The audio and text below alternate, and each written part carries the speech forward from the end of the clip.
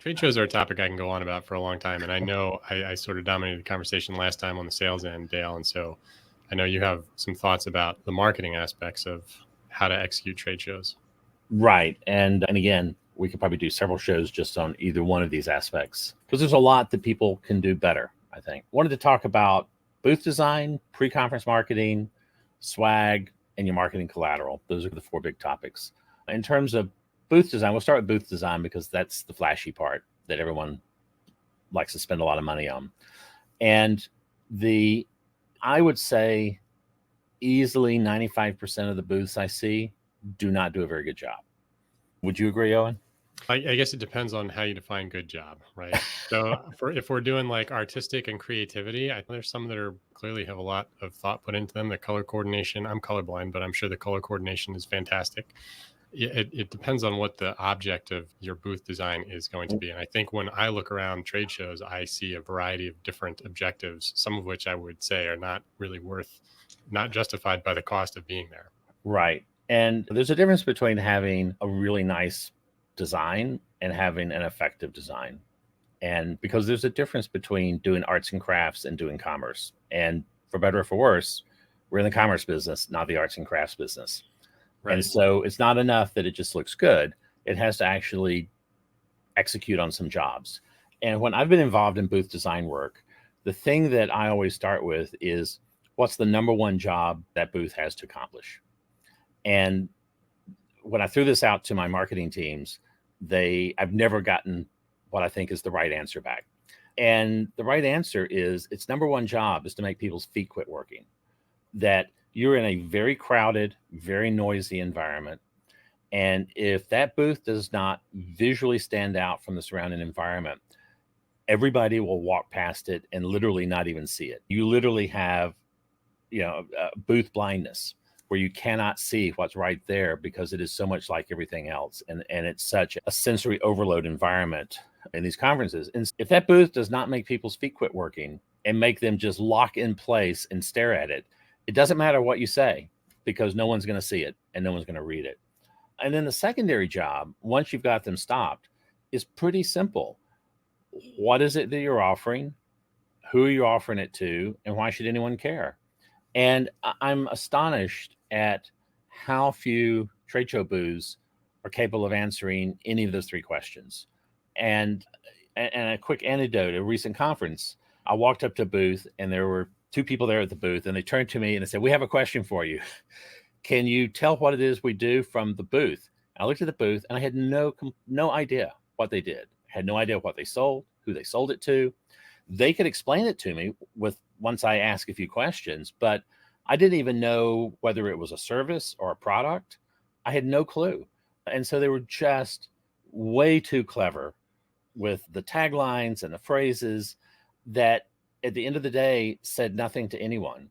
And these people had come from Europe for their conference on the West Coast of the US.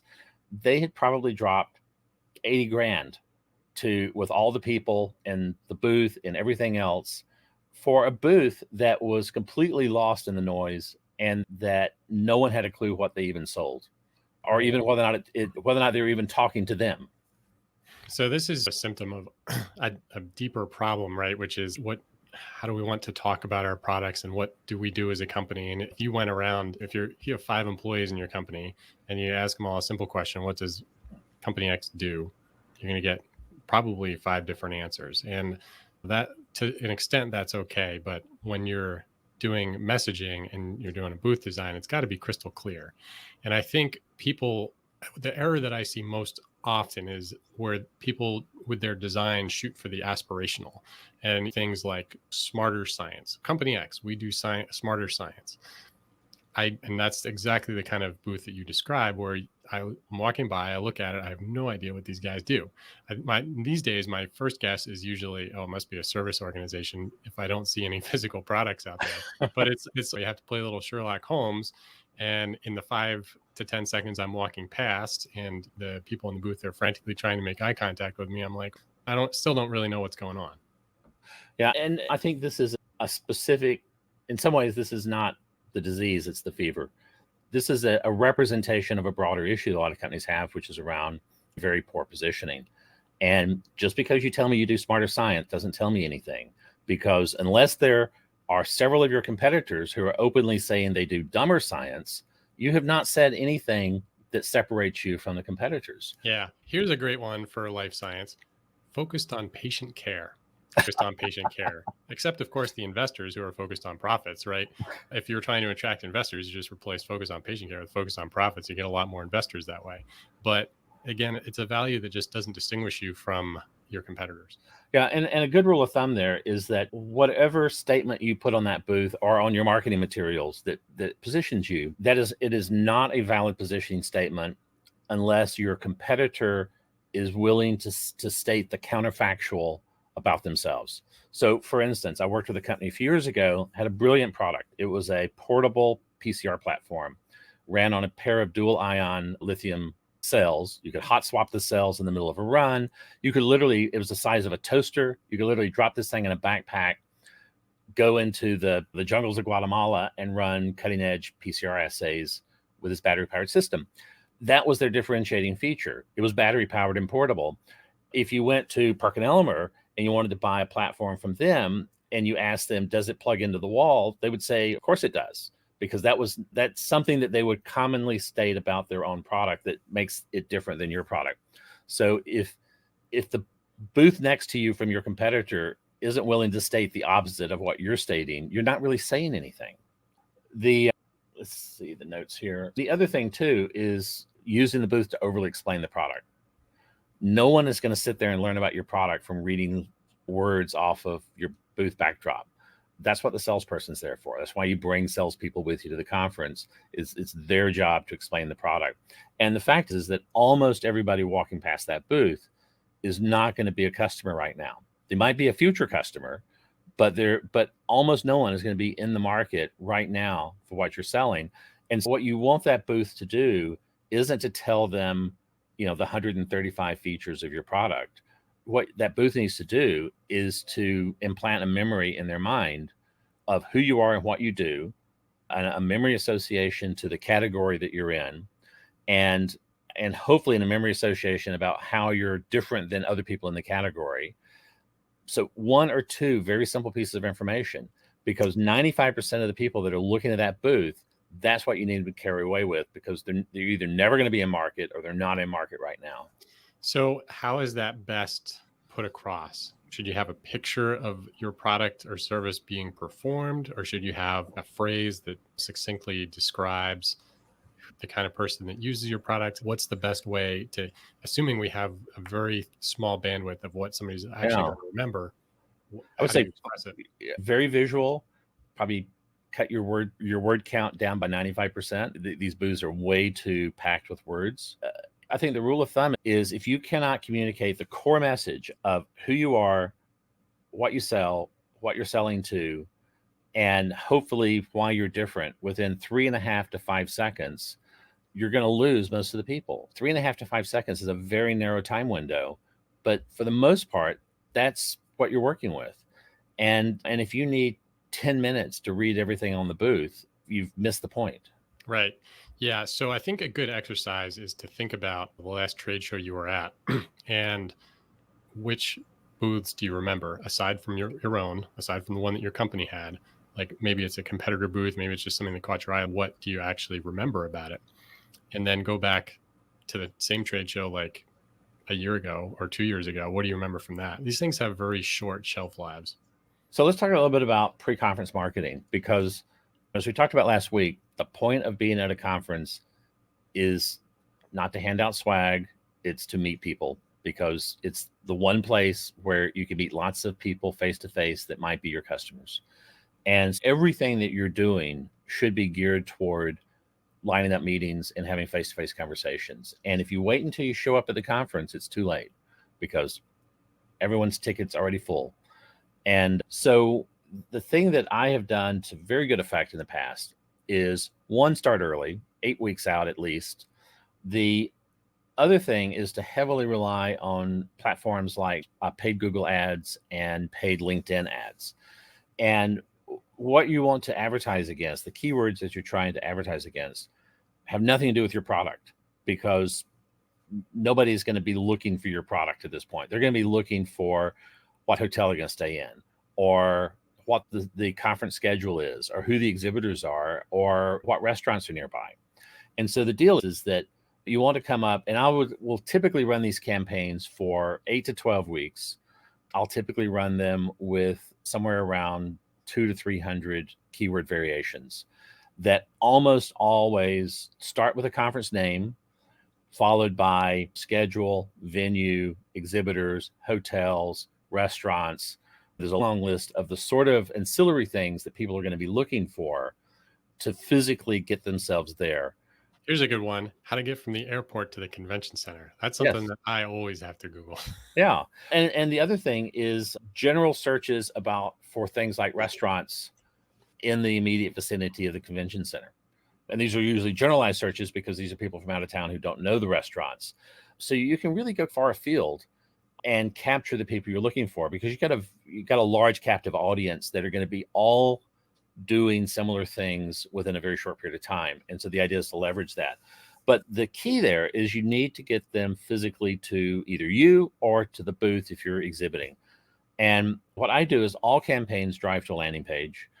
And the landing page has a few things. The biggest one is a map. What's our booth number? But more specifically, how do you find it? And so what I will always do is a customized map that will show the overall floor, and then a zoom in and call out. And then ideally an inset with a picture of the booth, because what you want to do is give them the greatest possible chance of finding you. Because if you simply give them your booth location number, you're asking them to do a lot of heavy lifting to translate that booth location number to where you are. And then the other thing on this piece is make this a basic brand marketing piece. I usually do this as a one-page PDF that you can download and print so you can carry it with you in your hand. That's going to give the basics of, again, your key branding elements, what you sell, who you sell it to, why they should care, and how they're going to find you. And then the other thing that I do is the call to action on that landing page is specifically to set up a meeting. And what I'll do is I'll put a Calendly link, a panel direct, so they never have to leave the landing page. So the Calendly calendar is directly on the landing page below the map, and with a download button for the map. And what we want them to do is to set up a meeting. And by having the Calendly link, again, you have the minimum footprint on your prospect's effort to be able to get them lined up with the meeting. There's no back and forth. There's no emails. There's no trying to figure out a time. You come up with a preset set of slots, and people can then fill those slots, and there's no interaction till you get there. And the other advantage of Calendly is that because it ties back to your phone, that when they're on the convention floor, even if they've forgotten that they signed up, the phone will ding and remind them that they're having a meeting. And again, you want to put the booth location, all the key information in the Calendly link. So 10 minutes before the meeting, their phone's going to ding and it's going to remind them. This becomes a very effective. So I see this as a guerrilla tactic, right? So if you've already made the decision to exhibit, which we could argue about whether that's a good decision or not, but if you've made that decision and now you're like, we have some extra money in the marketing budget, do we do like a lanyard sponsorship, or do we create like a drop piece or a display ad in a program, something like that? I think that you can get more bang for your buck out of a strategy like what you described. Right, because again, any sort of sponsorship you're going to be lost in the noise, because you are in all of your prospects are in a foreign environment with massive sensory overload, with stuff printed on every possible thing around them. And again, if you wait until they're physically there, you've basically lost the game, because the ability for them to pick you out of all of the noise that's present is going to be very unlikely. That you really need to capture part of their brain space well before they're in that environment. And quite frankly, we'll talk about this in a second, I would kill the swag budget and pour it all into pre-marketing. And again, this is not expensive, because you typically have very little competition for these keywords. Most people are not thinking this way. And so you're not fighting over these keywords around the conference name. And so it's often quite inexpensive. In the same way with LinkedIn, you can do similar things on LinkedIn, because there'll be typically a LinkedIn group, that you can have identified names that you can use as a target list that are that a group that will be associated with the conference, or you'll have hashtags associated with the conference name. So again, LinkedIn is another good platform for being able to selectively target. And again, you can do really highly precise targeting, because the deal is, if it's at the Anaheim Convention Center, there's probably no other conference at the Anaheim Convention Center that week. So if someone is looking for stuff for that week at Anaheim, it's pretty much somebody that is at least going to be at the conference and therefore is likely to be within your ICP. So let's talk about swag for a second, I because love swag. because Where else can you show up with and get not just a shopping bag, but a bunch of goodies to take home to your kids and make them happy? right, which is the problem. Unless your kids are, in the business of buying PCR machines or protein detection assays or sequencing kits, that swag is probably not going to be useful. And this is one of the things that always baffles me, is that 99% of that swag never even makes it home. If it does make it home, it gets given to the kids and never makes it to the office. And the deal is, what you want is something that is going to be sufficiently unique and different, which doesn't always mean expensive, but sufficiently unique and different that it is going to earn a place somewhere in their office. So it's got to be clever. It's got to be, and for example, I have some pieces of swag that I have on the bookcase in my office where neither the product nor the company even exists anymore, but it's such a cool piece of swag. And some of this is not expensive stuff. It's not about spending a lot of money so much as being creative. But my rule is basically no pins, no cups, no crap. For me, again, I look at these things as not should we do swag or shouldn't we? It's, if we don't do swag, what else would we do with that money? Or we have done swag in the past, what other things can we try? Because I question the ability of giving away ink pens to ever influence a sale of your product. Let's look at possible substitutes, right? That are in your marketing budget. Let's say you have 50 good customers. Instead of buying 1,000 pens at $1 a pen or 59 cents a pen or whatever, spend that money on an end of year gift that's worth like $20 to your top 50 customers and mail that out. A like stainless steel vacuum insulated travel mug. That's probably going to be a keeper for somebody if it's a nice one, not one of those cheap Chinese ones. And that is going to have an impact for your larger customers, who are going to perceive that as a reward of loyalty or a reminder for their personal connection to the brand. And the other thing is that what I've often done in the past is have 2 tiers of swag. So a much more expensive item, when I say expensive, $20, $30 a unit cost. A much more expensive item that's reserved just for people who show up for meetings. And you explicitly put that out there as a come on the landing page for what you're willing to offer them if they'll show up for the meeting. And then a second tier of swag that is still going to be distinctive. But again, the point of the swag is an opportunity to have something that connects you to their memory, that they're willing to, that is sufficiently good that it's going to sit on a lab bench or on a bookcase or in their office, so that it can remind them that you exist. If it gets given to the kids or tossed in a drawer or tossed in the trash, it's not going to remind anybody of anything. So Dale, if you go to any trade show, most of the people that are exhibiting are giving away swag. There's a large fraction of the booths that have abstract messages, and there's a large number of people that really haven't done any pre-marketing for the show. Why do people keep doing this? What if the idea would be, hey, if it didn't work, people wouldn't keep doing it? So why do they keep doing it? I think it's a couple of things. One is, I think that there is a lot of this stuff gets assigned to some low-level person in the marketing group, and they're just punching a checklist. Booth, yes. Collateral, yes. Swag, yes. Lanyards, yes. And so some of it is just, literally mindlessly going through the motions of minimally doing what's necessary.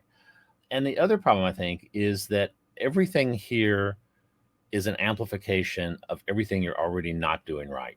If you have very bad positioning, if you haven't really thought through who your customers are, if you don't understand how you're different than your competitors, if you're not entirely focused on your customers and their problem instead of your product, all of that is going to be reflected in absolutely everything you do, from the booth design to your marketing collateral to your swag.